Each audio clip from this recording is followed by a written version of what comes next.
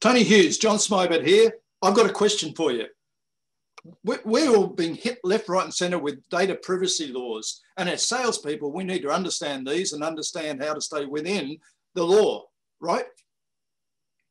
Mate, we absolutely do. Let me start by telling you a true story.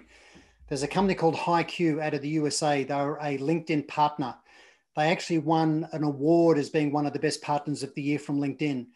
The following year, they'd enhanced their value offering in the marketplace, and LinkedIn decided they were kind of competitive, and they sent them a cease and desist letter about screen scraping public data from the LinkedIn platform. So it's public data that, I mean, LinkedIn have put it up. LinkedIn's member has put it up there and said, this is public data about me, right?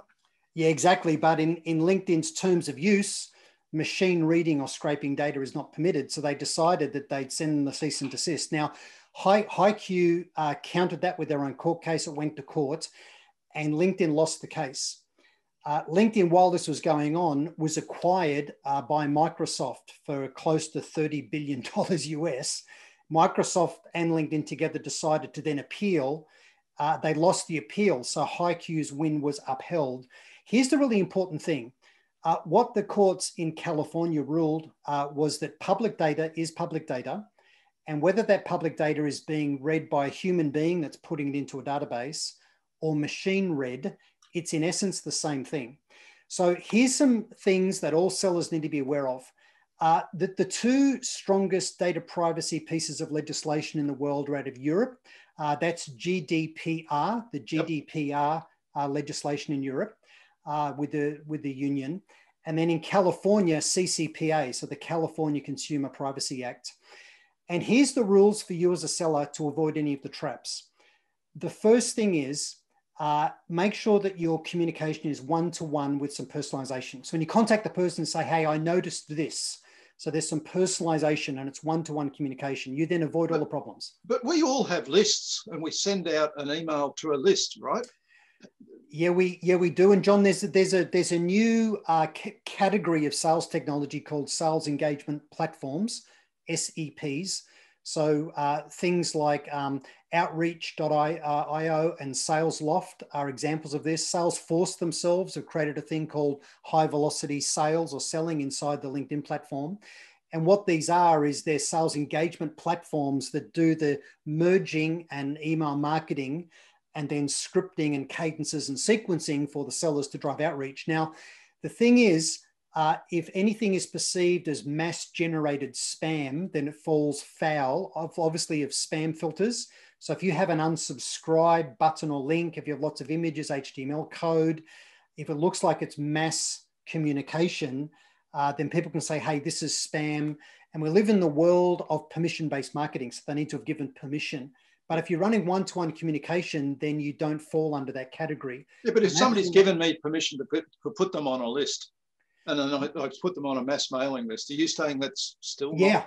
So if they did not give you permission, they can say, hey. Yeah, but if they did. Well, if they did, then they'll want the right to unsubscribe. So every company needs a data privacy officer that has the responsibility of enabling customers or prospects to be forgotten on their database. So not just removed, but completely forgotten. But here's the thing, as a seller, if it's one-to-one communication, you're operating outside of these things that could bring you undone. So that's why we need pragmatic personalization with our communication. We need to get back on the phone, for example, right? So just beware of mass automated marketing. Typically, that's driven by the marketing department, but sellers increasingly have access to this. You'll need to mail merge into this effective personalization. And I must say, there's a lot of misses happen in the marketplace when it comes to personalization, things that aren't relevant and actually damage you. So personalization is quite tricky. It's one of the things that is a little bit of a holy grail in B2B selling at the moment. Well, I mean, you and I both teach the fact that we've got to personalize, but we also have to really understand the customer and understand the customer's business, have some sort of domain expertise in the customer's business. And then we get our messaging right. We look at the triggers that are occurring or whatever is happening in that business and get the right message when we're communicating with them. That's really what you're talking about, isn't it? Yes, yeah. And John, in the show notes for this video, we'll provide a link to an article I published about that LinkedIn Hughes court case. It'll actually provide all of those details. Okay, fantastic. So the bottom line I'm hearing is you've got no data privacy issue if you're personalising every communication you have. If you've got access to an email, access to a phone number, etc., use it, but personalise it, and you're no longer being monitored, or you're no longer responsible for worrying about engaging with that person. True? Sort of. You'll solve your problem of being perceived as a spammer by honouring what you just said. And then the data privacy issue is if they say, how did you get my number?